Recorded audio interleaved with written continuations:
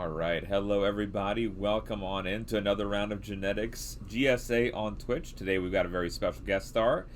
This is Dr. Sarah. Sarah, welcome on in. How are you doing today? Thank you. I'm great. It's so good to sit down with you, and I'm excited about this. I've been looking forward to it for about a month. I know we've been planning it out for a little while, and I'm glad to finally be able to have you here. We've already got someone in the chat saying hello to you as well. So Smike's he's the gentleman who's going to ask you about if the viruses are dead or alive. It's a standard question for everyone. Nice. So Sarah, tell us a little bit about yourself. Like, where are you now, and what is your research question currently? Well, currently I am in the Ecology and Evolutionary Biology department at Yale University. I'm in my second year of a postdoc. I did my first year of postdoc at San Francisco State University in their biology department with Dr. Plooney Pennings, and she kind of stuck with me. She's co-mentoring me even now at Yale, and I'm in Brandon Ogbunu's lab at Yale.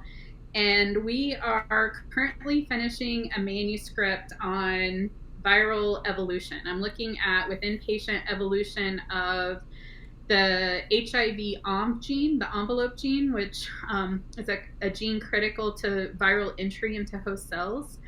And there's been a lot of work done in that area on within patient evolution with the HIV genome, but not a lot of focus on OMV. And so we have this new data set, and it's the first time that it's really being characterized for diversity, for mutation, recombination, different types of changes. And we're doing that, and then we're comparing it to work from other genes and other viruses that have been measured and examined in the same way. So Nice. That's the current project, and it is almost finished. I'm literally writing the discussion of the manuscript as we speak. So That's awesome. Congratulations. Is it thank you. so with working with viruses the way you do? I'm sure a common question that comes up is how dangerous is it? Are you likely to be infected with the virus that you work with, or is it more on the data computational side of things? Like, how does just safety of the researcher come into play? Yeah. So I am just working as a computational biologist at the moment. So the samples that we are working with were already collected and sequenced prior to my arrival on the project. So I basically got the good stuff. I got the data and didn't have to deal with any of its generation. And so for this particular project, I've had zero exposure. But I have worked in BSL-2 and BSL-3 labs before, mostly on parasites, actually, macroparasites and not viruses. So there have been projects where I've had exposure to blood from humans and other animals. There's been projects where I've had exposure to parasites that were not necessarily at the infective stage in most cases, but in some cases in the field they were. But yeah, it's just sort of like when you work in infectious disease biology, it's part of the gig. And sometimes, depending on the project and depending on what part of the parasite or virus's life cycle you're sampling, you may have some exposure risk to the things that you're working on. It sounds, it's like you're saying it's really important. That's what you got to do, but it also sounds really scary in the day to day. But I'm sure it's one of those that you eventually just get almost desensitized to it. Like, you're used to this is the regime to keep yourself safe, and then you just go about your day, and it's not even unlike my mind. I'm like, oh, Sarah, be safe as you're going in each day. I think it's kind of like a natural human thing to be more scared about the things you know less about. Mm-hmm. So I feel less scared about the parasites and the viruses that I work on, and my fears are things that are outside of that, like environmental toxins or chemical toxins in laboratories or things like that I also have exposure to, but I don't spend as much time studying or learning about, so I don't necessarily have as much knowledge about those things. Totally. We have a question from the chat: is what model organism do you use for your HIV research? So I am a primatologist, and I don't work in model organisms. Actually, I work on humans and great apes, and I work under natural conditions, field conditions. So when I do sample for parasites or for viruses, I'm sampling out of live organisms in non-invasive ways to collect the kinds of parasites and viruses that I work on. I'm I'm a little bit of a sensitive heart. I would have trouble working with animals held in captivity. And because I work in infectious disease, a lot of times that can mean having to cull animals at the end of an experiment, or put them down, and I definitely could not do that. So I try to always work in natural systems, and it's hard sometimes, because you can't always get at things as directly as you would like to. For example, when I was working on my PhD, I was working on chimpanzees in Africa, and all of our sampling had to be non-invasive. So all of the biological markers that I was measuring were coming from chimpanzee feces or chimpanzee urine. And I couldn't always get at things directly. Sometimes I had to use proxies, things that I knew were tied to immunity or tied to stress, to actually try to gauge what was going on in the organism. So sometimes it's a little trickier to work under natural conditions, but I like the challenge, and I certainly like the fact that nobody's getting hurt in the process. So, Naive question: how does one collect chimpanzee urine? this is like this is like the most famous question ever. It always comes up. It never fails. It always comes up. So, in the field sites that I worked at, we had permanent field staff in place, and they collect biological samples and also observational data on the chimpanzees year round, every single day of the year. They're incredibly dedicated and incredibly good at what they do. And these are long-term chimpanzee research sites, so all the individuals are known. So they have names, and we know a lot about their demographic history. We obviously know their sex, we know their age, we know if they've had babies or fathered babies. Anyway, so what they do is basically they go out in the morning and they follow the chimpanzees as soon as they emerge from their night nests. Chimpanzees like to build nests at night, and as soon as the sun comes up, they emerge from these nests. And one of the first things they do is pee. And usually they're still in the trees when they do that. So literally we hold out plastic bags on long broomsticks or things like that, and just catch the pee, and then we pipette it out of the plastic. Sometimes when the pee hits the forest floor, if we've got a clean enough surface or a solid enough surface where the urine was, we can pipette it off of the forest floor as well. But this is work that I don't necessarily do. It's our incredibly dedicated field teams, and sometimes other researchers who are doing projects that are more directly tied to urine sample collection. And I just kind of benefited from it because we had these long-term stores, being a long-term research site that had years and years and years of 4 times a day chimpanzee urine samples, which was pretty awesome. That is amazing that there's, number one, the site to be able to do something like this with the resolution of data, like you were saying, that each individual's life history, and then also the predictability of this time in the morning is when we can collect the sample. And that is really again, I'm sure it's a very common question. It's just a really cool thing I've never really thought about, and I'm sure others also think about how exactly that works. Yeah, it's I make it sound like it's pretty easy, but I don't think it is actually that easy. It's a lot of work following chimpanzees around, and they travel several miles a day, and the researchers at our site that are doing more behavioral work, who are out with the chimpanzees more often, as well as the field assistants, it's a tough job actually keeping up with them, knowing where they're going to be, And they have to stick with them sun up to sundown. Otherwise, they don't know where they're going to be the next day. So it's quite a lot of work. That is, yeah, it's really, really cool. We have a question already about is there any known interaction co-options between retroviruses like HIV and domesticated endogenous retroviruses like Syncytin-1, thinking along the lines of co-evolution of HIV and Sync and the like? Yeah, I can't answer this question directly because I don't have enough familiarity with the other virus that is being talked about.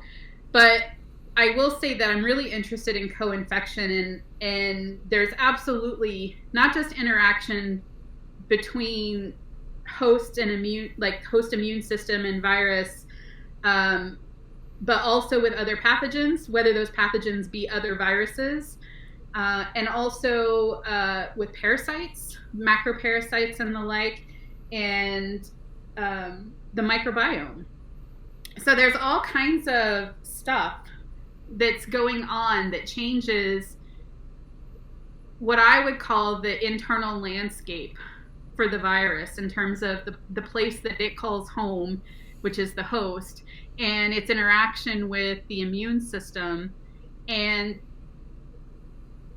being infected with other things or having, sort of a different phenotype across your microbiome for whatever reason, maybe because you're older or you're in a different reproductive state like pregnancy, or you're just highly infected with something else. All those things impact the host immune system and its ability to fight certain pathogens or how it's going to fight certain pathogens, and changes the landscape especially for viruses in terms of evolution and things like that.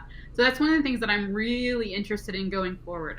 I'm hoping to actually build a lot of work around what is happening with co-infection and with the microbiome and viral evolution.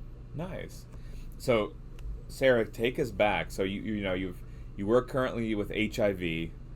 You worked with chimps in Africa as in graduate school. Where did you get the original interest to be in research, and how did that kind of take you where you are today? Like, can you take us through, like, maybe the interest started in like middle school and like where you went to undergrad and how it furthered your research journey? Sure. So I think I always knew I was going to be a scientist. Like, I don't remember a time, even when I was a really young kid, thinking that I would not be a biologist of some kind. I think it took me a long time to figure out what that picture looked like for me. And when I was in undergrad, I was one of those dreaded pre-med, pre-vet students who was, following the medical school curriculum and planning on going to medical school. And my dream at that time was to go to medical school and study tropical medicine and parasitology and be, the equivalent of like a member of Doctors Without Borders. Like, I wanted to work in third world areas, or that's actually a bad term to say, but in like tropical, subtropical regions where there's high endemicity for macroparasites, there's high endemicity of malaria, things like that. And I thought I would be practicing medicine. And I was in the last year of my undergrad, and I had an instructor, a faculty member. His name was Dr. Jeffrey Larson. And he was a parasitologist, immunologist. And he said, oh, well, if you're thinking about medical school or veterinary school and you want to study parasites, or you want to have some role with tropical medicine, you should go out in the field with me. I'm working on this liver fluke that is a worm that infects deer, and it goes through this like crazy life cycle where it has to first infect a snail, and then in the snail it goes through like this clonal amplification, and then thousands of these larval parasites come out of this snail and they infect deer or a similar life cycle that infects humans, things like that. But he was working on a particular parasite that infects deer. And he said, you should go out into the field with me and we should collect snails and harvest these clonal larvae out of these snails and set up a colony in the lab and start studying things. So my very first undergraduate research project was a study of limnaeid snails and these liver fluke larval parasites, trematodes, that they harbored. And I was hooked. And that was the end of medical school and Doctors Without Borders and all of the stuff that I had planned at that time. I ended up first doing an ecotoxicology study looking at how, because these snails are intermediate hosts for different kinds of trematode parasites, there was a lot of attempts at that time to control snail populations by either putting copper sulfate into water sources or commercial products like Aquashade. And my very first project was looking at how those chemical additives to ponds and other water sources were impacting snail growth and reproduction.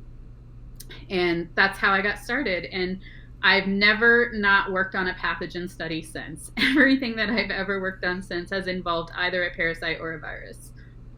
That is incredible. A naive question for you as well. So did you keep snails in the lab, or did you were you able to just keep the parasite? Did you need to pass them through that intermediary host to keep them alive? I had to absolutely keep the snails. And by the time I ended up that was at Eastern Illinois University. I ended up staying there for my master's degree. So from the last year of my undergrad until I graduated with my master's degree from that university, I amassed, I think it was 7 or 8 different species of snail colonies in the laboratory. I was kind of infamous for it, actually. I was just like, if we can keep it alive, then we should keep it alive and see what we could do. And it ended up paying off, because when I transitioned into my master's work, my master's work was a molecular phylogeny of limnaeid snails, a family of snails that harbor these trematode flukes. And I was able to do infection studies across the entire family to see if under laboratory conditions they could be infected with this particular fluke, and why only one species was serving really as the intermediate host in the field when all these other species were present in the same environment. And it turned out that it had nothing to do with relatedness. It had nothing to do with the phylogenetic relationships between these limnaeid snail species, and everything to do with shared ecology. So if they were able to be infected, they also had, similar ecological settings to the host of interest. So could you then not infect ones that had different ecological backgrounds, like the pathogens were very specific to said host and vice versa? Yeah, exactly. That's really, really cool. Yeah, fun. Maybe naive, silly question. How does one keep snails alive in the lab? What does one do? Well, they all had, their own aquarium, and they would feed on mostly lettuce and other veggies.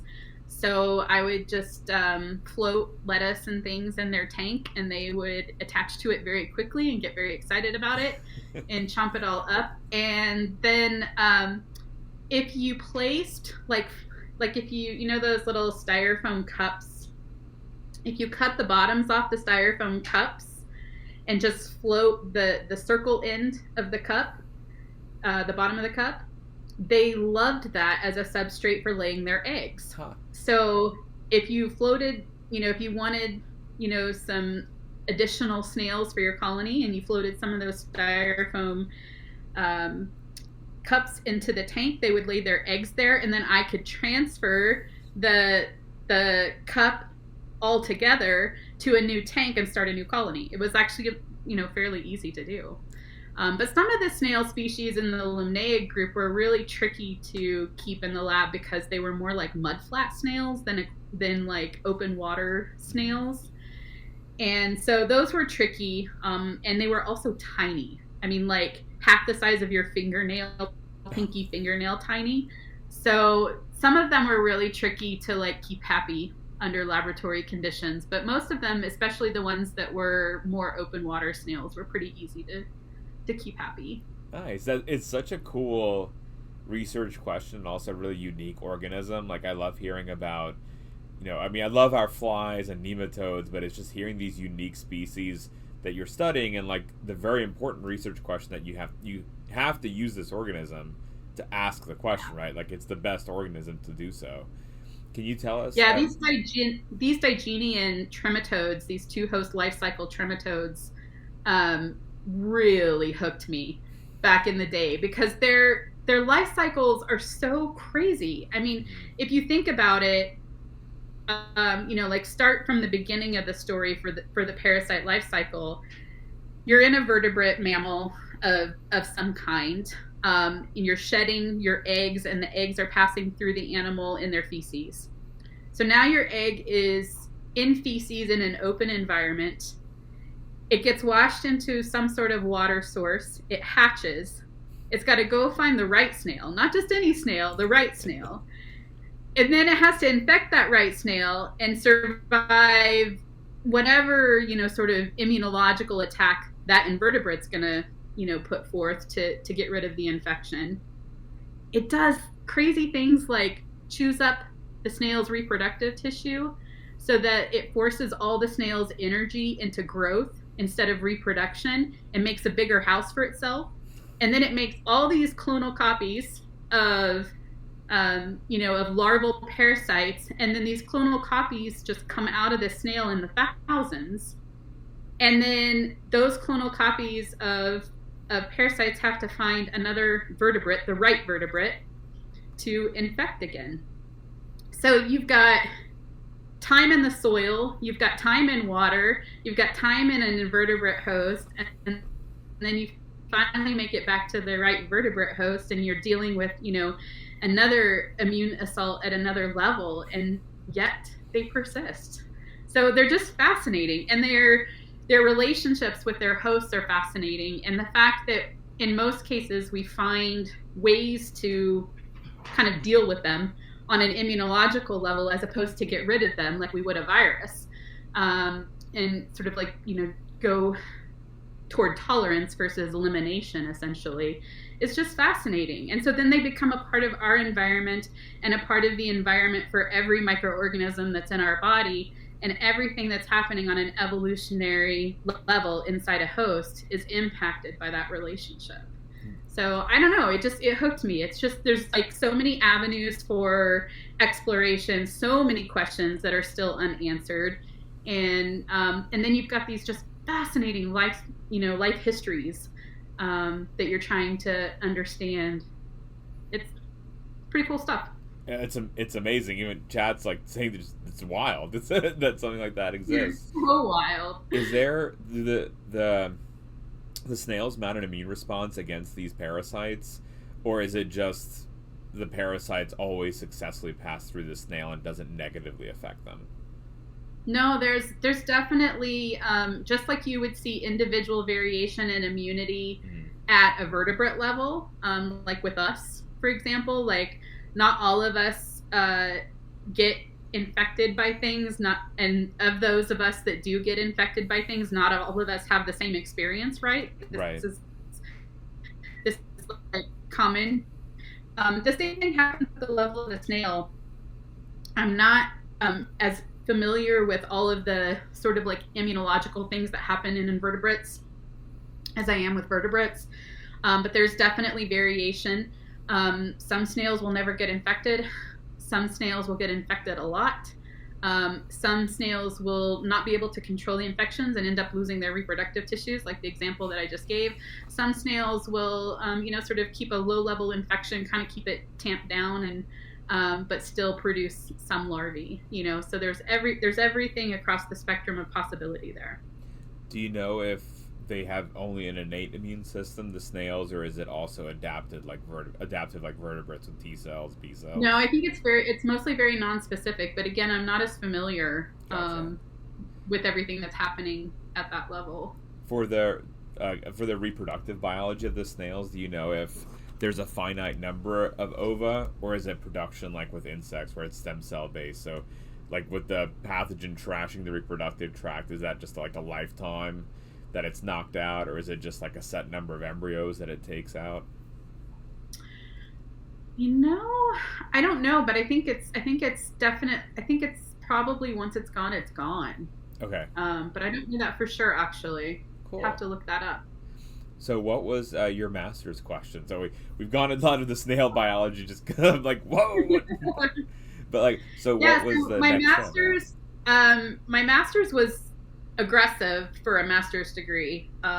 It was basically two parts. The first part was to build a molecular phylogeny of limnaeid snails, so snails in the family Limnaeidae, which all mostly occur in like the northern Great Lakes area of the U.S. and up into Canada, and then use that phylogeny as a framework for testing the susceptibility to this Fascioloides magna infection, which is this deer liver fluke.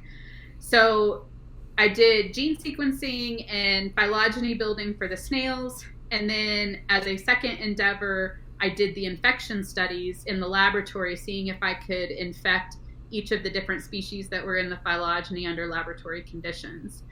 And then I plotted their susceptibility onto that phylogeny and looked at how it played out. And that's how I knew that that the relationships were not playing out in a phylogenetic way, but in an ecological way. That's really, really cool. And that's also why you had so many species, right? Like you were saying, that ended up being beneficial because you can check across a Right. broad phylogenetic range and ecological range too. Exactly. That's really cool and really elegantly done of an experiment. Thank you. Thank you. It was I was lucky because I had an advisor at the time that was very familiar with the life cycle and had relationships with like the Department of Natural Resources up in Minnesota. So we would go up every November, and usually when the Packers were playing the Vikings, it was always that weekend. And we would work with the hunting communities. There's really strong indigenous hunting communities up in that area. And we would work with the hunting communities that had special permits for hunting deer for food. And we would ask them if they were able to harvest a deer, if they would, when they were dressing their deer in the field, if they would please bring the organs, the liver in particular, back to us. And we would be set up at the DNR station, and we'd harvest the livers out of, or the worms out of the livers of the deer at the DNR station all day long. And once you put the worms into like a warm kind of saline solution, they shed their eggs. So then we had all these live eggs, and we could take the live eggs back to our home at our university where we had our snail colonies and infect them, and then just keep the life cycles going. So we had kind of like half life cycles because we didn't keep vertebrates. We didn't infect at the vertebrate level, but we were able to track that part of the parasite's life cycle through the snails and take lots of measurements on how the infections impacted the snails. So you were able to keep, once they came out of the snail, just infect a new snail population to keep the parasite going. No, so it doesn't work that way. It would have to cycle through a vertebrate. So once they went through one infection, then they became a fun lab colony because I kept them, and they were retired from research but had happy aquaria, and then I would use a new cycle of eggs from the harvest the next year to infect a new group of snails. So I didn't keep the vertebrate part of the life cycle going. So how hard is it then, like from just a research perspective, because it sounds like you're almost tied to the field work, right? Mm-hmm. Of like going to collect the parasite. So like you have to really plan out your experiments like almost a year in advance. It seems like. Can you talk us about some of the difficulties of working with that kind of organism? The timing is absolutely key, as is, like knowing that you've got a good receptacle in a healthy snail colony back home, because any failure in that process you're out, a year. So like it's not good to fail under those conditions. You want to actually be very successful. But it is tricky. It's tricky to plan ahead, and I'm not like the most patient person on the face of the planet. So sometimes waiting on things to come from the field is really frustrating, because like when I'm setting up a new project or something like that, there's always sort of a lag time for field samples to come in, right? That's for anybody, not necessarily for a parasitologist. And so that part can be really frustrating, but the way that I've learned to combat that is I have all of this like dry laboratory work where I can work on genetics and immunogenetics of the host or the pathogen, and always kind of be busy, because I have like, there's all kinds of public data on viruses and other types of pathogens. So when I'm in downtime for field work, or waiting on things to come from the field, I've always had the ability to switch gears and focus in on, chimp immune genes or the HIV project, or, things that are more computational genetics and dry lab work.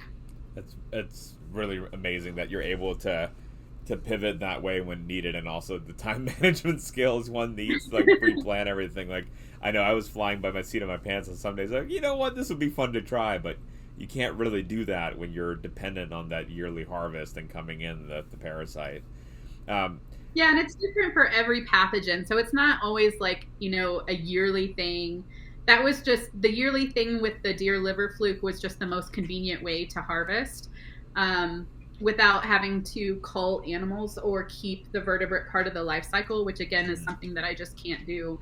And so for that particular project, it was necessary, but I've had projects where more complete life cycles could be kept, or you were taking more of a cross-sectional approach to sampling, so that you were, collecting fecal samples several times a year from chimpanzees or from other vertebrates, and measuring parasites each time that you did that, and it kept you busier and you were waiting less. So every project's been different, and the constraints of every project have been different.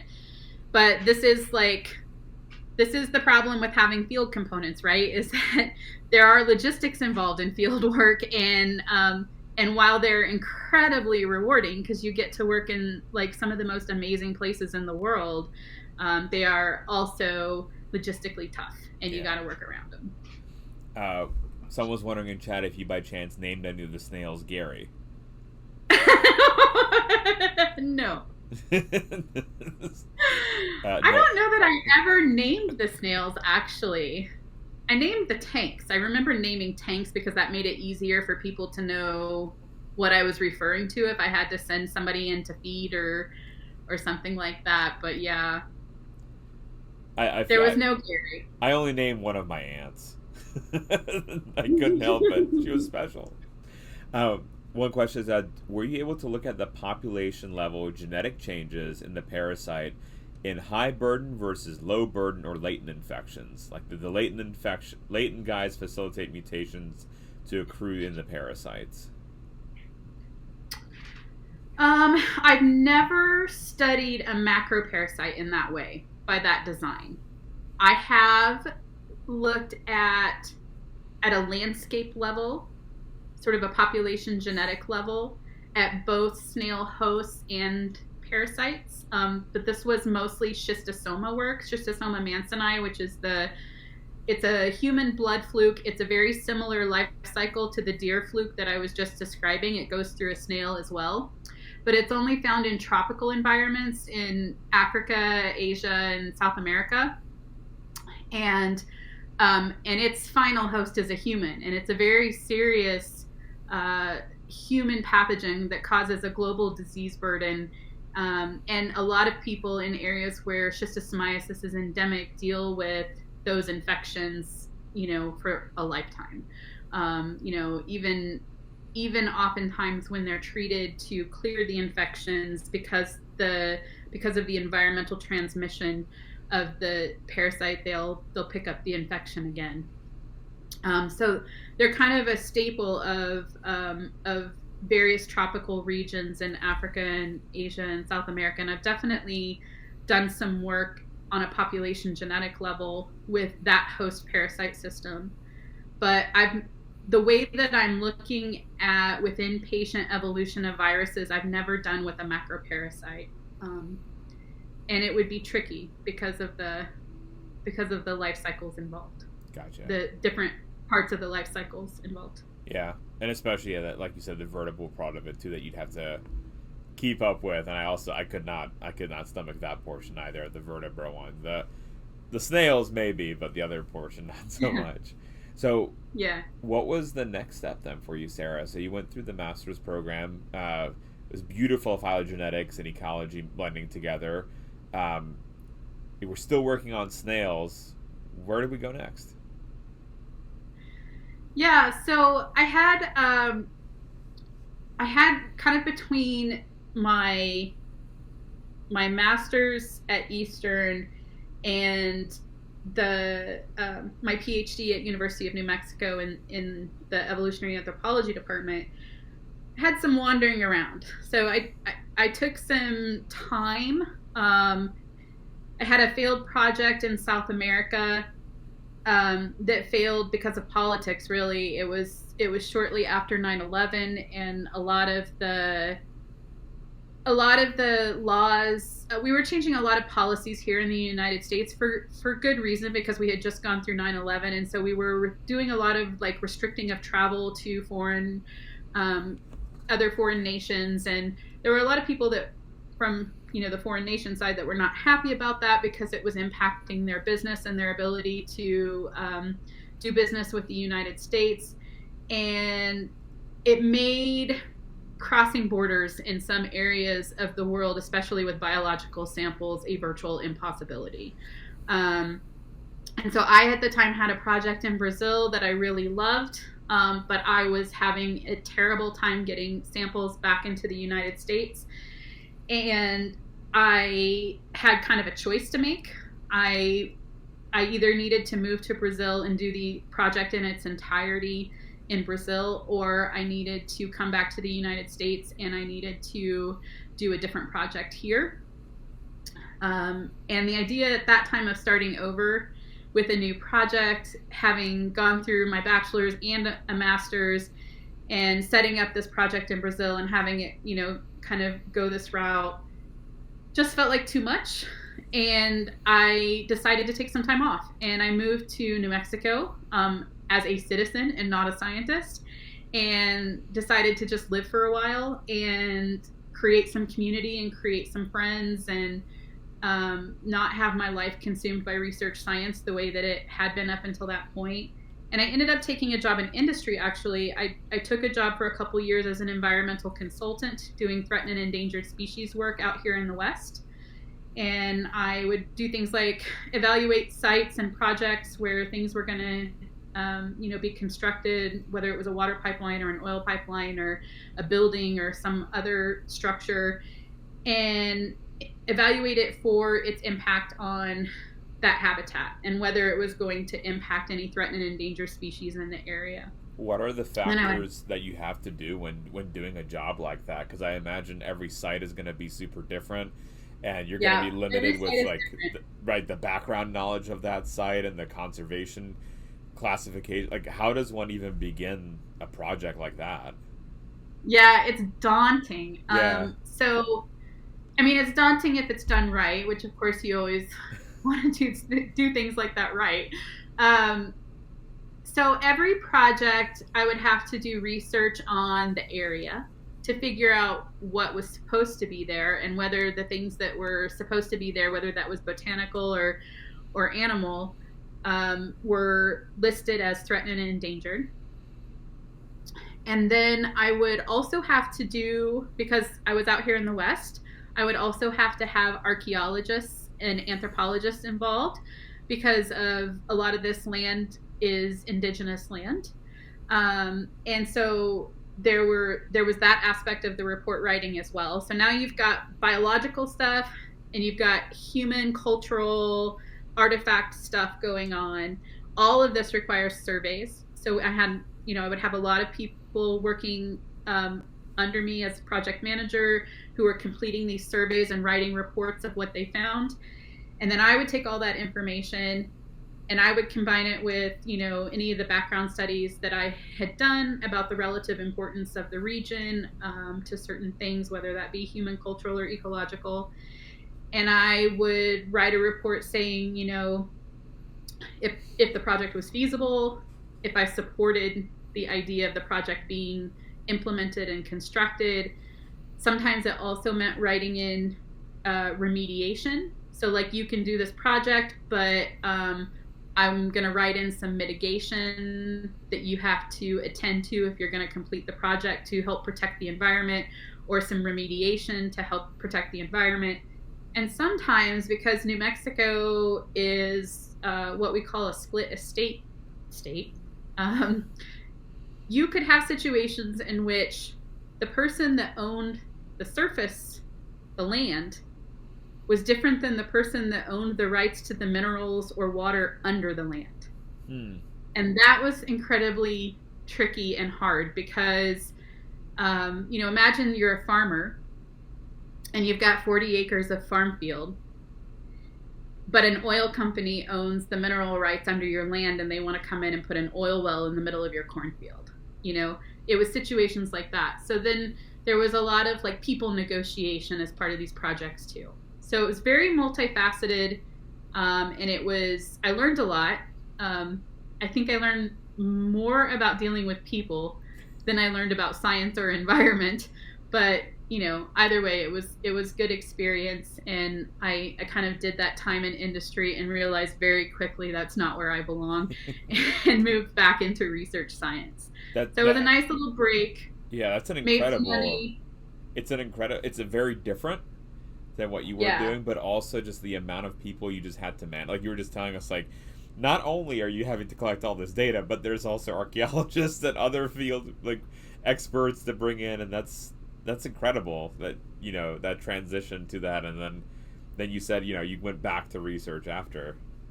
Yeah, I definitely I belong in research. I mean, it's just, a lot of people say that, but I live it, and I have tried other things and I've not ended up happy. And a lot of the things that make me happy about research science is I'm just a curious kid. I just want to like ask questions and get the answers. And I also just love a challenge, and I'm working on very challenging systems with pathogens and with host immunity.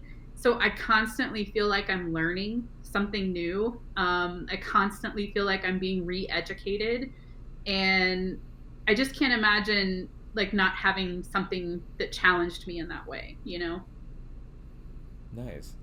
So how did you pick what topic to go back to, I guess, in terms of like the lab, like, because then you've had the disease states and like the pathogens. You've gone into conservation biology as like a manager, essentially. Like, how does one even decide where to go back, or how to pick where to go back? I think, at this point in my story, I would describe everything that happened next as like either just pure luck or like limited options. So like, I was kind of dealing with both, because at this point in my journey, I was an adult. I was, I'd accumulated adult things that had to be attended to and taken care of. I had responsibilities, I guess is what I'm saying. I couldn't move around and be as liberal with my time and location and things for a period of time. So when I came back to school, I was already in New Mexico. And so a logical place to apply was the University of New Mexico. And that's in Albuquerque. And they had an incredible anthropology department, and they had people that were geneticists. And so the one thing that I knew when I came back was that, whatever I did, genetics would be involved. And the first couple years that I was in my PhD program, it kind of had my PhD program had like an intermediate step. So you first do a master's. So I got a second master's, and then you move on to the completion of your PhD. And so the first couple years that I was in the program, I was sort of in the anthropology department and the biology department both. I had a fellowship through NIH and Howard Hughes Medical, where I was part of a fellows group that was interdisciplinary and was studying interdisciplinary biology and biomedical sciences. And then I was in the evolutionary anthropology department as my home department as a PhD student. And I first took on a project, which was the biggest departure in my research career, working on basically human genetic diversity across the globe in indigenous human populations and associated with the human diaspora. So I was working on questions like, did we mix with archaic Homo species? Or what does what does the primary signature look like across human populations across the globe in terms of evolution? Or how did gene flow factor into the different patterns of genes that we see at a global level?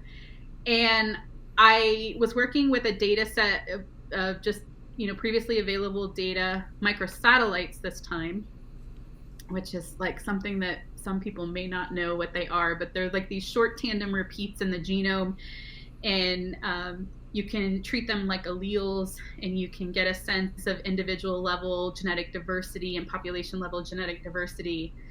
And I had like 250 plus indigenous human populations from all over the world, and approximately like 800 plus microsatellite markers for each of these populations. And they all source to roughly 5 or 6 different data sets. And I used that opportunity to stop and teach myself how to program.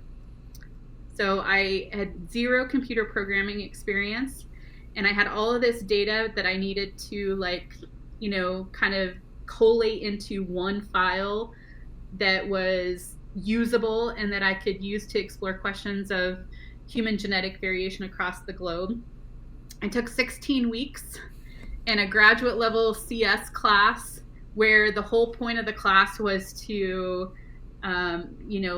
learn to program basically by programming for your own project. And so I took this data set in that class and I taught myself how to program. And that decision was the best decision I ever made in my life. So the project was not a parasite project or a pathogen project of any kind, but it is the project that taught me how to program and led to everything that came next. And that data set's still usable today. And it's interesting. It's like kind of unfortunate that it wasn't followed through, because some of the things that we found and that I presented on that data actually ended up winning the 2022 Nobel Prize in Physiology and Medicine. Svante Pablo, he was working on samples from archaic humans, and we had some of the same patterns that we were picking up in the population genetics of extant human populations. So we didn't have any archaic samples at all, and we were seeing signatures of the same things that he was seeing by bringing in the archaic data. So it was an interesting little project that taught me a lot, and most importantly, it taught me how to program, and that's a skill that I don't even think I could survive without these days. That's incredible. That it's also that connection back to the Denisovans, right, and the human evolution is what the data ended up tying back to. Was that a question from chat? Was that R or Python that you had to learn? Okay, nobody laugh at me. I learned in MATLAB. Oh. That's where I learned to program.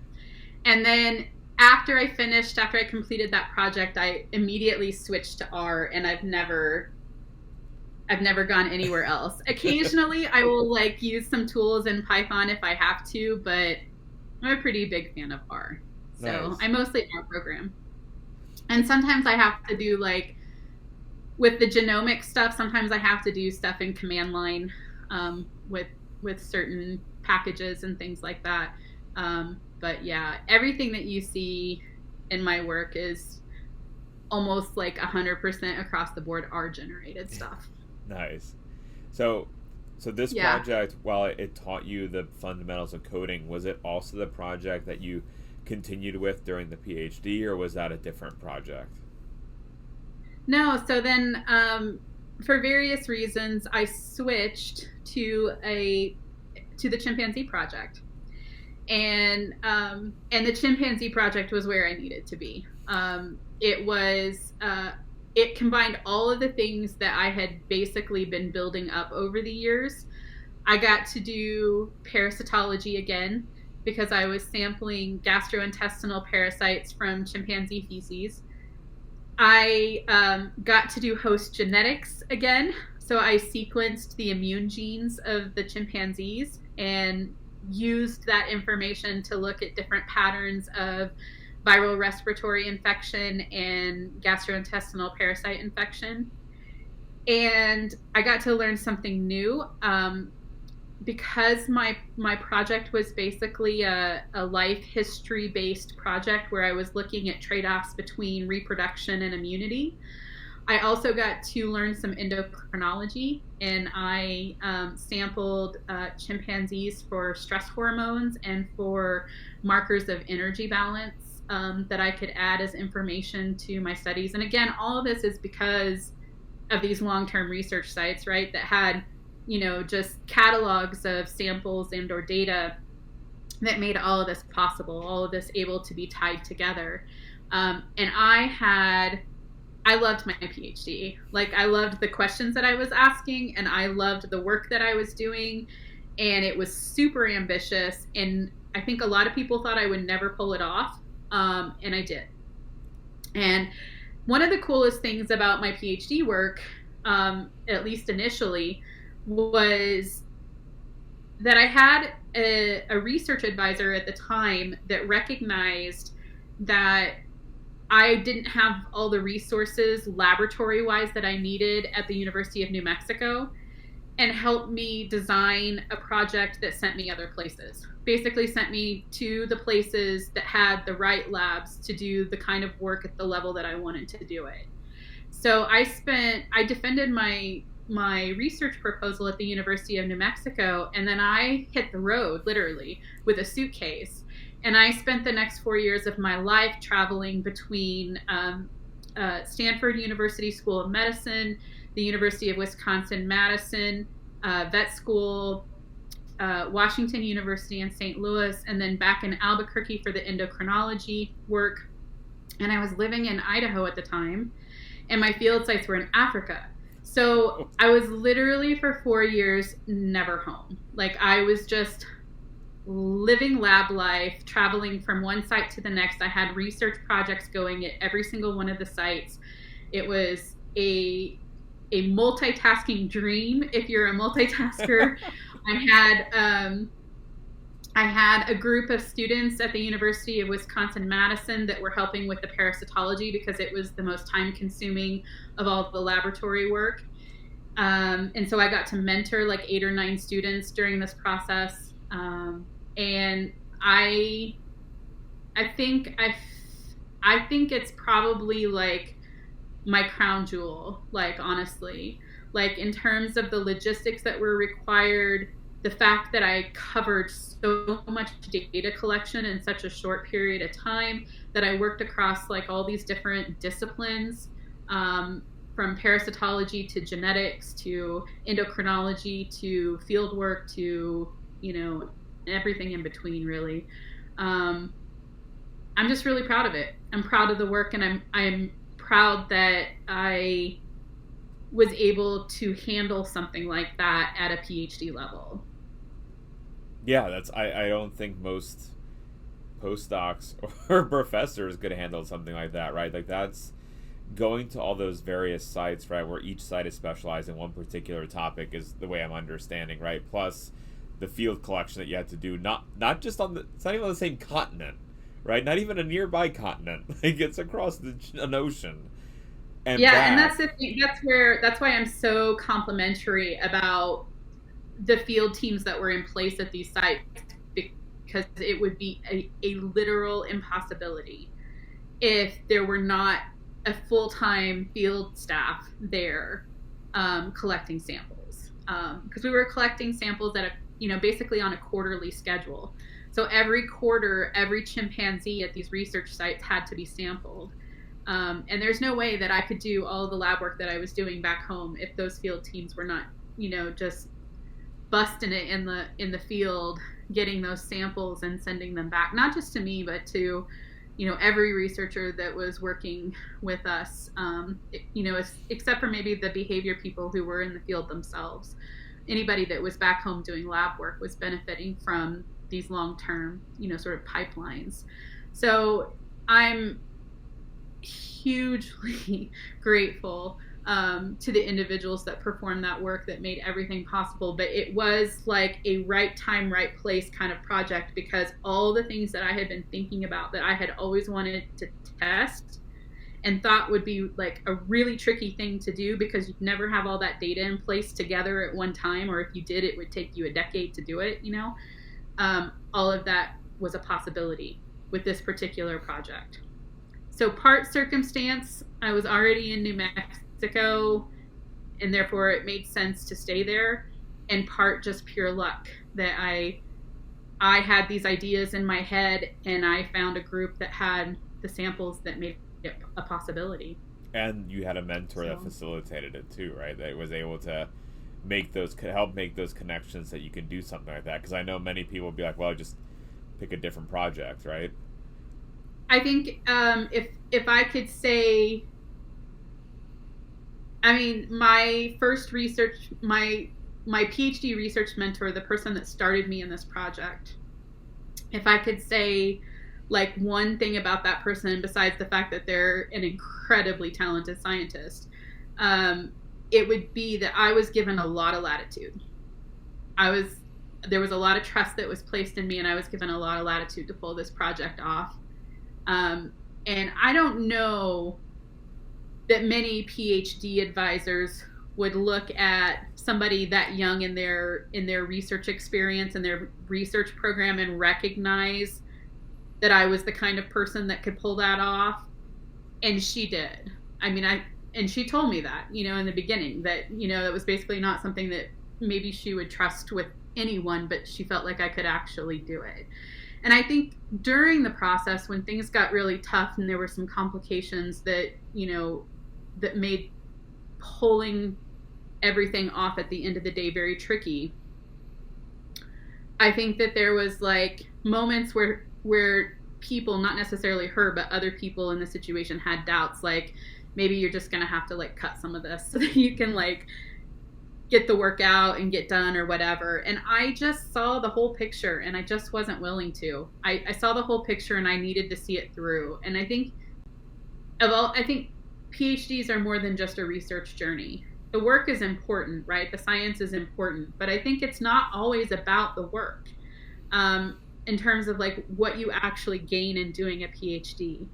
And for me, at that point of time in my life, it was just more important that I finished it, because I had built it, and I had built all kinds of like ideas and expectations around it, and knew where I wanted to go next with it. And so I just feel like for me, it was important that I finish it, that I complete it. I had a lot invested in it.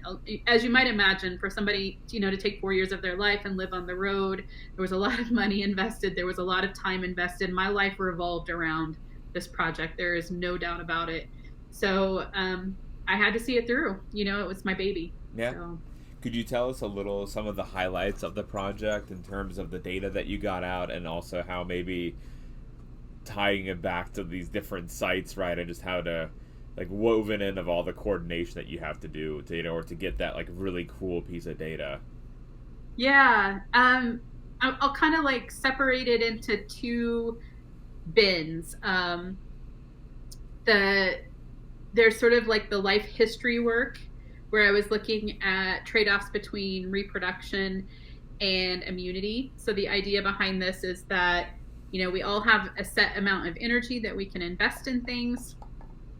And that energy is partitioned between major life processes. And those major life processes that we often consider are reproduction, growth, if you're in sort of the infant juvenile stage of your life cycle, and maintenance, which is immunity and cellular repair, things like that, things that keep you healthy. So if you're investing a lot, if you're a female chimpanzee, you have an incredible investment in the single offspring. It takes about 5 years to get a chimpanzee infant fully weaned and fledged and independent from mom, and any disruption to that mother-infant relationship before that is probably likely going to mean death for the chimpanzee infant. So it's a considerable investment. And unlike humans, we don't chimpanzees don't have help. Chimpanzee moms don't get provisioned per se by the community or get help with childcare, although that's not exactly true, because some older siblings might help with chimpanzee infants, and there is food sharing and cooperation at some level, but they just don't get the kind, there's no dedicated babysitter, they're not hiring nannies, they're grandmothers are not helping out. There's like a lot of things that are not happening in chimpanzees that are happening in humans. Yeah. And so the expectation would be that those reproductive years would be really intense for female chimpanzees. They've got, to navigate social constraints and costs, and they've got to navigate ecological constraints and costs like resource shortages and food shortages and things like that. They've got to navigate infectious disease. And then they've got this really costly infant that they've got to take care of. So I spent a lot of time looking at whether or not having those infants, being pregnant with them and lactating for them during that 5-year period had an impact on mom's health. Okay. And what I found was that there were no real short-term or long-term impacts to the female chimpanzees at the sites that we worked at. We saw evidence of immunosenescence over the life course. So we definitely saw declines in immune function over the life course. And we saw depressed immunity during pregnancy, which we would expect because the maternal immune system would repattern to accommodate a growing fetus. But we didn't see what we expected to see, which was that the first 2 years following an offspring's birth, which are really intense lactation periods for mom, really costly lactation periods for mom, we didn't see impacts to immunity during that time. And we didn't see impacts to immunity with increased number of offspring. So like over the life course, a female that had, 8 offspring by age 40 or 2 offspring by age 40 didn't show any real differences in their immune capacity. Okay. So it's not like additive where having multiple offspring would continually progress you downward, but rather it goes down, dips back up, goes down, dip back up presumably after the birth of the new chimp.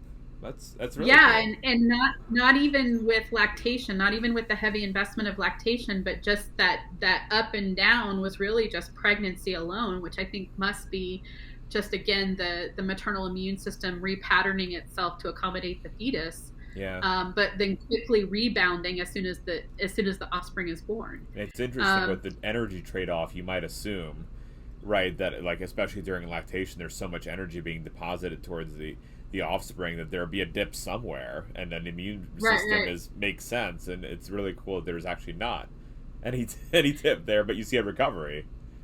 Yeah. So it surprised us too, and I think that like one of the important things that we communicated with those results is that it's not necessarily that the trade-off doesn't exist, but that maybe in the context where we were studying, we just don't see the cost of reproduction like we anticipated to see. And that may be because of other factors like really, really good habitat. And so there is a lot of inequity across chimpanzee populations and the kind of habitat they have. Some live in areas where there's a lot more food production and a lot more productive of a forest, and some live in areas where there's a lot more disease burden. And I happen to be working in, two communities in the Kibale National Park, two communities of chimpanzees in Kibale National Park, Uganda, where the resources are fairly high.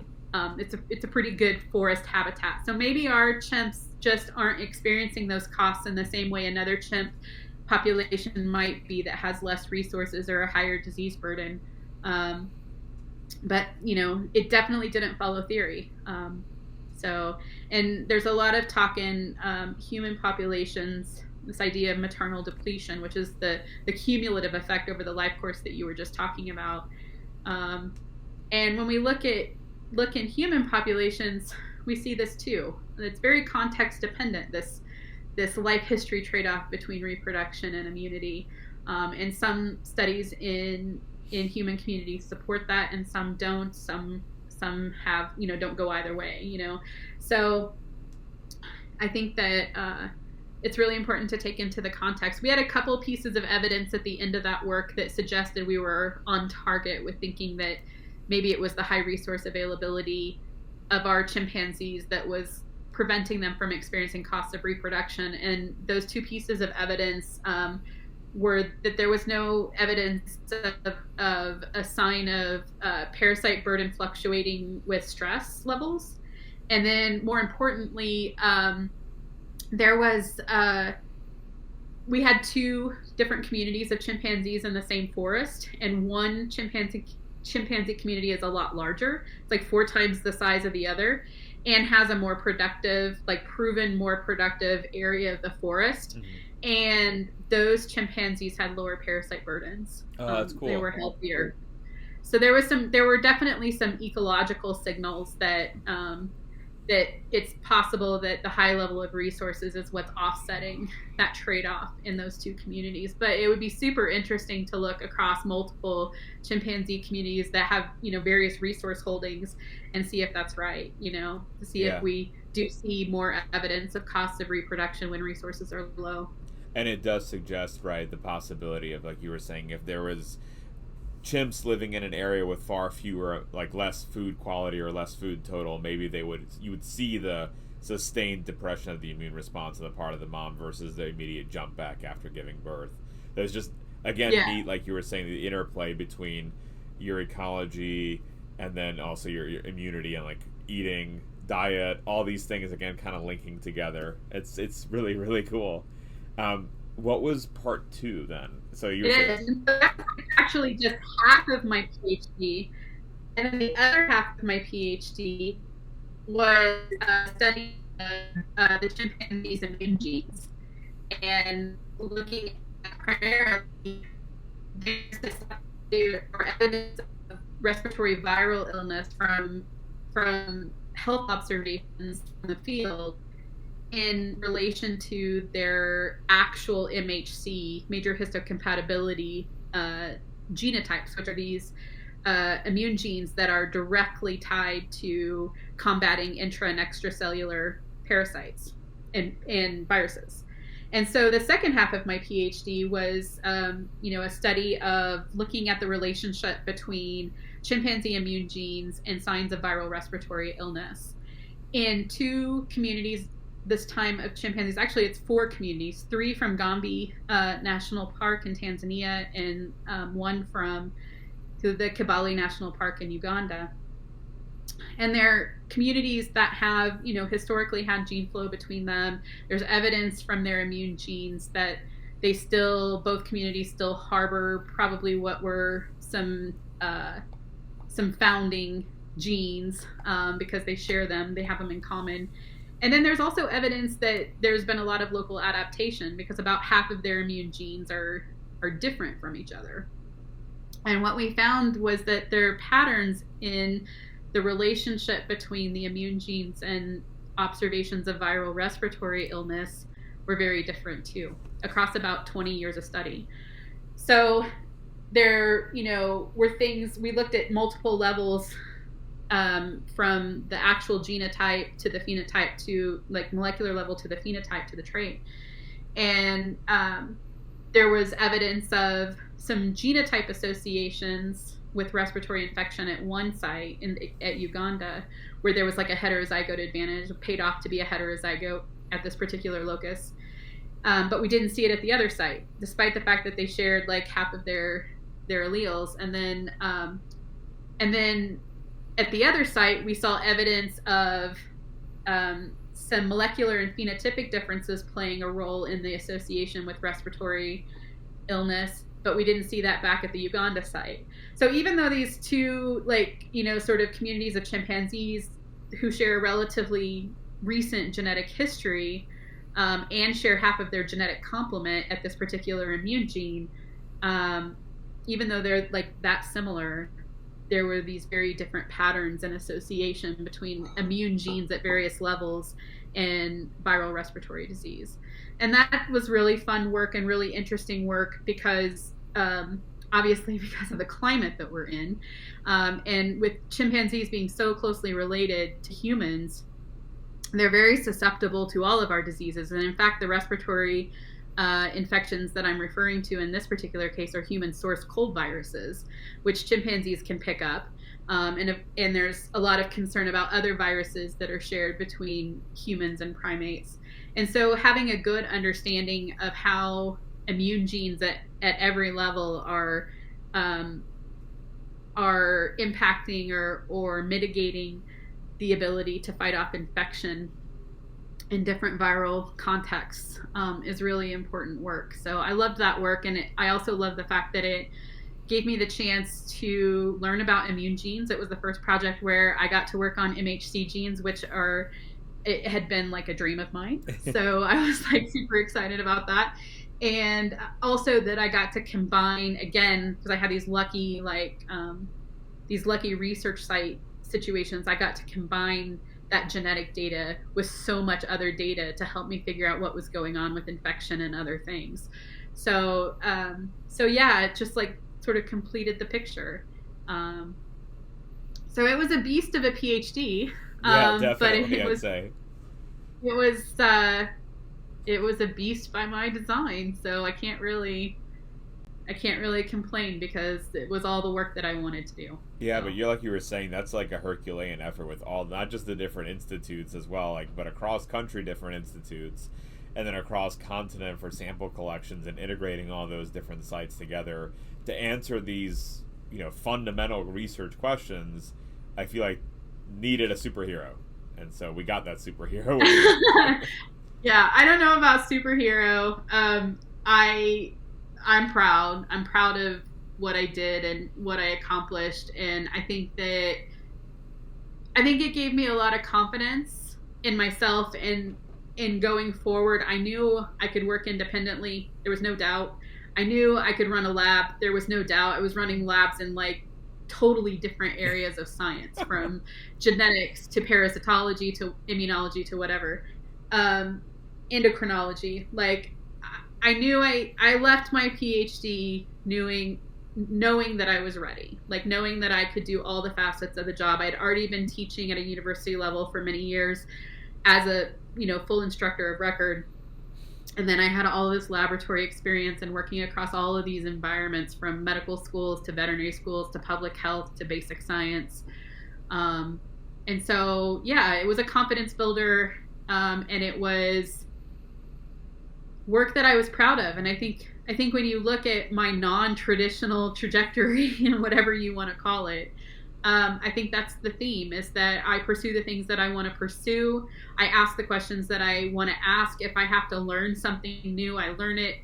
And I don't really like to see limits. I don't like to hear no, and I don't like to see limits. And I know sometimes that has to happen, but I feel like a lot of times we're just limiting ourselves by thinking things are not possible. And when I'm mentoring my students, I ask them to live their life, live their project, live their proposal as if they did not have any barriers. And then if we have to implement some barriers because we just have to, then we'll implement them.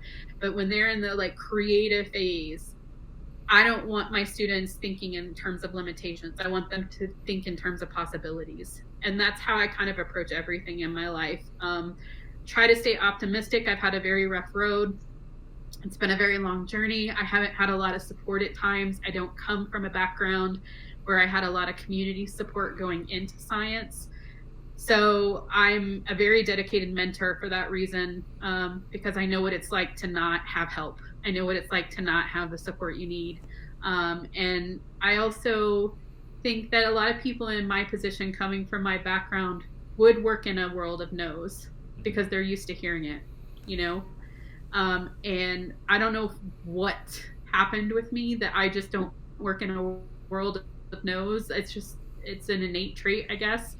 But I feel like it's beneficial in a lot of ways because I don't limit myself and I try not to limit other people. And most of the time I'm usually asking myself and other people to think bigger and broader and more applicable and not think about, the money initially or the time initially or whatever, but just what is it that you want to do? Like, what is going to get you out of bed every single morning? Because that's what it takes. Yeah. And for me, living kind of limitless and being able to dream is a part of that picture. It's what gets me out of bed to think that, like, there's always a next project. There's always some place to go. And part of that is like the field that I chose too, with immunology and infectious disease. It moves so fast, and genetics itself moves so fast. The technology changes all the time. And so I just feel like I'm always learning, Yeah, and that's actually a great pivot. So was it the second part of your PhD project that inspired you to move into HIV research? It's like, what was it that, like, again, directed that, like, current position now of what you're working on? Yeah. There was a lot of factors involved with that move, but most of it was the job that was offered to me, to be quite frank. I came out of my PhD in a December, which is a tough time of year to make a career transition. And I was a few weeks away from Christmas, and Dr. Plooney Pennings at San Francisco State University had a project that had everything ready to go, like basically for a manuscript, and I just needed to like come in, do all of the computation work, and write a manuscript. And that was the HIV project. And I didn't go seeking that per se, but it was a tricky situation because it was right like in the first year or so of COVID. Yeah. A lot of things were still shut down. I was graduating. There was no way I was going to be able to be in a field situation. Everything overseas was shut down. You know what I mean? So there was I was limited, but I was also super keen on learning more about viruses and building more computational skills. And so when it came across, my plate, I was like, this is the perfect way to do it. I get to work on pathogens. I get to learn from somebody who is doing computational work at a level that I haven't done computational work in a while. And I get to learn something about viruses. And I never actually thought I would ever work on HIV, but it was just what was there. And that work and the perspective that I gained from learning to think about what was going on in the host has shaped everything that's going to come next. And it became like this unexpected thing where I didn't anticipate having a role like this. I didn't anticipate doing work like this. And now it has just seamlessly integrated itself into my research program and is sort of dictating where I'm going next. And that's what happens. And that's kind of why you stay optimistic in science, is because, I mean, just a circumstantial thing like that, COVID, graduating, where do I go next? Can't do what I was planning to do, can't go where I was planning to go. So what do I do now? And then this project just ended up filling me out very nicely and shaping a lot of new thought. And now, my current faculty application packet, it's like you can see the transition, from the chimpanzee work back into human virology. And and you can sort of see it all come full circle. Like I just think it's lovely the way that it worked out, and I'm an infant in this space. I mean, I have all the skills that having done a PhD gives somebody, but I am learning virology. I am learning new computational tools. I am learning a new literature base, and it is what it is. But it's feeding good science and it's feeding good ideas, and I'm happy with that. It's really amazing to the like how you said everything came together. It tells a story like from your very beginning host pathogen interaction with the snails to really the host viral interaction now, and everything in between. It ties together as a really nice story, and I think that's it does. And the nice full circle moment of it is going to be what comes next, because now that I've I mean, you can kind of think it if you're familiar with the biological hierarchy. I've kind of been traveling down the biological hierarchy, and I'm down at the molecular level, genetic level right now, and I'm about to do a swing back up. Like, okay, now that we are building this picture of what's going on all the way down this host parasite interaction of the biological hierarchy, let's take it back up to the population level. And what does that mean now? So we've got all of this different evolutionary change going on within a host with these viruses, but eventually if the virus is successful, it's got to make it to a new host. So what happens when it hits that transmission barrier, and now you've got maybe the same old virus or maybe a novel strain that's going back up into a host population or crossing into a different host species, which is obviously of a lot of interest right now with SARS. And I can start asking questions at the population level again. So I've got this whole full circle plan. I can just stay employed, that will hopefully be a nice story someday of a very complete science. Definitely. I mean, I think it's already on that trajectory for sure. Can you tell us a little bit about some of the extracurriculars that you do as well? Like, not just in the research lab, like we know you're part of the multimedia subcommittee at the GSA. Can you tell us a little bit about that and anything else that you're actively doing, advocating for, things that you're interested in just outside the lab too? Yeah, for sure. So, well, my favorite thing in the whole wide world is hiking.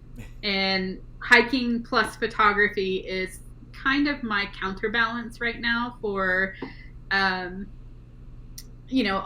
the intense stuff that is science. So when I can, which is usually I usually do about 4 to 5 miles every single day, not necessarily always hiking, sometimes in town walking, but I try to also get out and hike at least 2 or 3 times a week, and I'm in a wonderful place for that right now. Even though I am a postdoc at Yale, I'm working remotely from New Mexico still, where I finished my PhD. And so I've got within 60 miles of Albuquerque, just amazing hiking options. So that's one thing that I do. GSA has become, the Genetic Society of America has become kind of like my community, honestly, during my postdoc, because I've worked remotely through both years of my postdoc, and my closest ties on a day-to-day basis are with GSA, with our multimedia subcommittee. And at GSA, I'm working on the podcast, Genetics in Your World. And I am learning all of the various aspects of making a podcast, from producing and interviewing to creating the advertising and all of the, sort of behind the scenes production stuff that underlies all of that. And I love it. And I especially, because genetics is so crazy, right? There's even for me, there's not many people like me in this society, but there's so many different segments, so many different kinds of work going on. And so it's really cool, this role with the multimedia committee, because I get to learn different aspects of stuff that's going on in genetics that is stuff that I may never do, or it may be like a light bulb, and sort of awakened me to the possibilities of things that I could do. So I just love my role with GSA and what I'm learning. I think I've become the advertising queen on the multimedia committee. I have a certain talent for designing the graphics for our advertising for the podcast, and I actually really enjoy it. And I just love the community. And that's not just like the community of people that I work with on the multimedia committee, but since literally the day that I joined GSA, which wasn't that long ago, it's just a couple or 3 years ago, I have felt supported. I have felt like I had a community. I have felt like I had learning opportunities and professional development opportunities. In a lot of ways, GSA has been mentoring me. I mean, honestly, between the resources that I've been given and the opportunities I've been given to get my science out into the world and to learn about other people's science, it's played a really strong role in the last 2 years in my development. So I'm really grateful. Other things that I do, I have a dog and a cat who I adore, and who I am surprised have been quiet this whole time that we've been talking. And I recently have started the process of forming a nonprofit organization.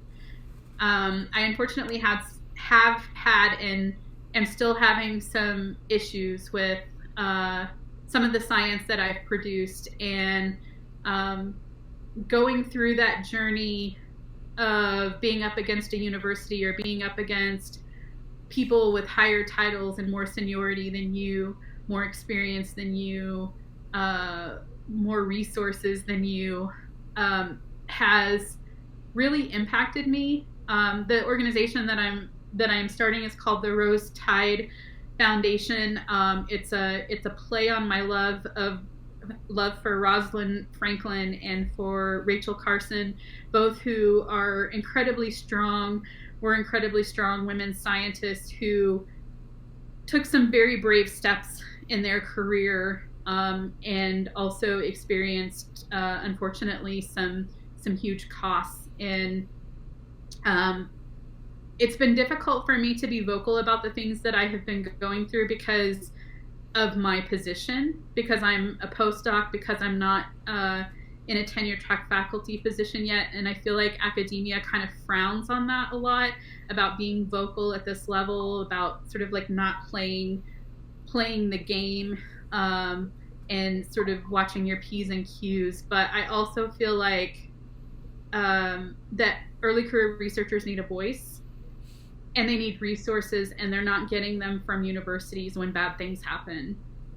Universities tend to circle their own, and it can feel like a daunting feat, and it can feel very overwhelming and being overpowered to be fighting your research through hoops, or to be up against people that are so much more senior than you are.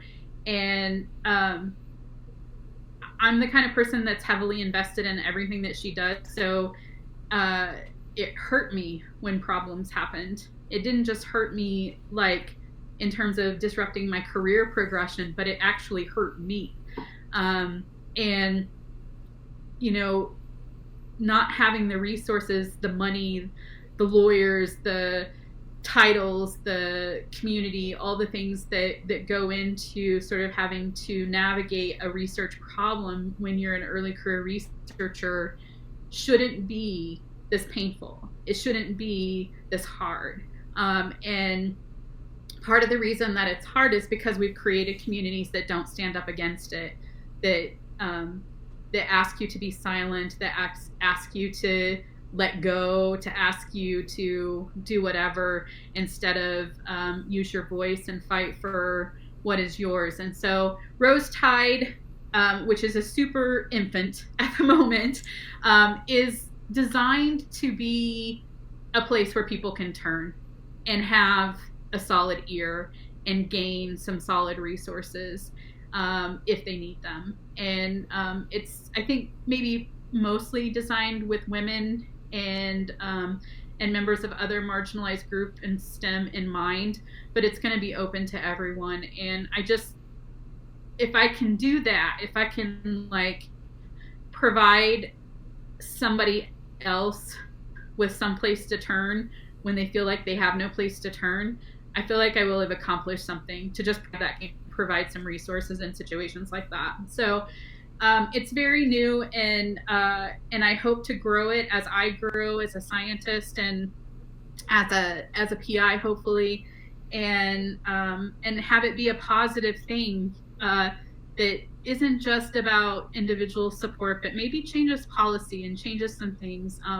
One of the things that I'm really passionate about at this point is I don't feel like Title IX serves us. And I think that the reason that Title IX doesn't serve us is because it puts harassment and abuse and bullying in a very specific context. When in reality, if you're being harassed or bullied or abused for any reason, the repercussions are the same, and the resources needed to recover from that are the same, and the support needed to navigate through that is the same.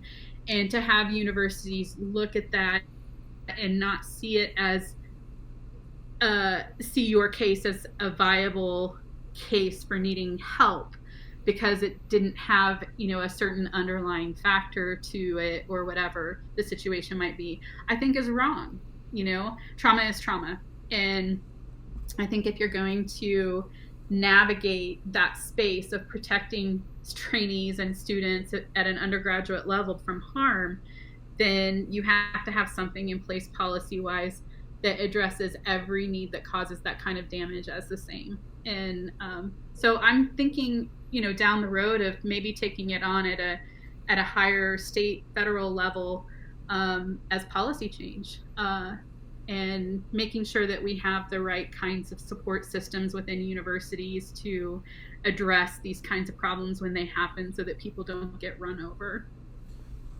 That's really, really impressive, Sarah, and it's very important work as well. We have a question in chat. Says, someone who is only tangentially familiar with academia, will this organization potentially help grad students, PhD students, and postdocs collectively bargain?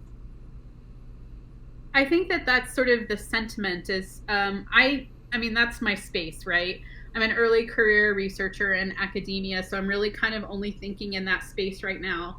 I don't really know for sure about the problems that happen in industry, but I feel like in industry, at least from the little bit of time that I've spent there, that these sorts of things are taken a lot more seriously. And there's whole departments like HR departments that are in place to make sure that bad things don't happen to people. How well that works, I don't know, because I haven't spent enough time in that space. So I'm definitely thinking more about the academic environment.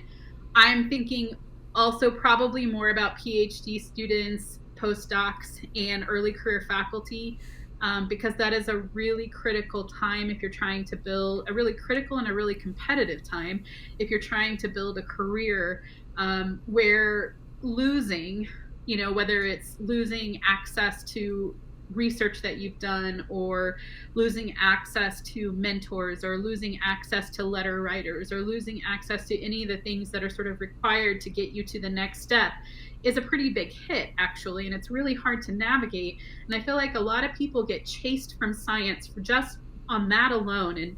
And Balint and I were discussing prior to us going live today that about leaky pipelines in science and how that kind of comes into play too. And this happens a lot to career women, especially those that decide to take some time off and have kids or start a creative family. They feel shut out. They feel like they can't get back. And we're investing all of this, all these resources into scientists at a state and federal level. So much money goes into training a PhD scientist to then lose that talent, or to watch it walk away because it can't find the right environment to flourish or bloom or whatever, sort of needs to happen, I think is a tragedy. And I don't know that my organization will be able to address all of that. All I know is that when I needed somebody to turn to, when I needed resources, I hit a lot of walls, and I shouldn't have. I should have been able to get the listening ear and the support and the kinds of accommodations that I was asking for. And I just don't want anybody else to feel that way, if I can help it. And so that was the idea behind the org. And while initially I think it'll be addressing things on a mainly like one-on-one level, case-by-case level, what I hope is that maybe it changes some sentiment, and maybe it changes, sort of what's happening in our community. Maybe it changes some policy at NIH or NSF or at the federal level with Title IX that helps mitigate bad situations being this painful. Nice. That's really, really important and a beautiful, hopefully successful opportunity that you've got. Thank you so much for doing that for all early career scientists. So Sarah, as we begin to wind down and folks can put in any last minute questions that may have, is there anything that you'd like to leave us with? Either words of inspiration, a cool bit of science, just something to send us off on a nice positive note. Yeah, so there's two things I always like to either leave my talks with or when I'm mentoring one-on-one with students. And the first we've already talked about, and that is remove any idea of limits from your mind. Because really, in a lot of ways, the only way to lose what it is you're seeking is to either give up on it or to accept somebody's no. And if you do those two things, then you lose. But if you don't do those two things and you have faith in yourself and you don't put limits on your capabilities or the capabilities of your science, then the sky is the limit. And that's really how you should approach everything in life. Be that optimist. And then the second thing is that I love to end talks with is be an opener of doors. It's a critical idea to have in academic science. We should always have open doors, but being an opener of doors means that you're actively seeking out opportunities to bring people along, to get people where they want to go, to be, sort of a force behind their journey. And I look at everything that I do in that way. It isn't always just about doing good science or science at all. Sometimes it's just mostly about the people and making sure that you walk out of that classroom or you walk out of that laboratory or you walk out of that one-on-one mentoring situation with a student having opened doors. And that's, it's kind of like my philosophy. I've had a lot of people open doors for me. I would not be here if there hadn't been just umpteen people opening doors for me. So I am very, very conscious that of all the roles I play in this world, being an opener of doors is the most important. I like that. That's a really beautiful and positive way to round out the stream today. Sarah, thank you so very much for your time today. And if folks would like to find you, where is the easiest place to find you, ask questions, or learn more about your nonprofit? So you can find Rosetide Foundation on Twitter, just at Rosetide with a hyphen between. And you can find me on Twitter at EcoEvoGal. You can also find me through my website, which is sarahrenephillips.com. And there is a contact page on that will get you to my email, and a lot more information on my science and the different places I've worked and students I've trained and classes I've taught and all that good stuff. It's all on my website. Thank you again, Sarah, for coming on with us today, for your time, for telling your story, everything from snails to chimps to HIV and nonprofits and more. A whirlwind of positivity, really. I think it was a really, really inspirational just to chat with you, and especially about the opportunity to chase what you wanted. And I think that's a really powerful message that's sent today, and thank you very much for telling that story. I really, really appreciate you. Thank you for having me on. I really appreciate it. It's always fun to talk about the science, but it's so nice too to also support GSA and to support you in this new endeavor with Twitch. So I appreciate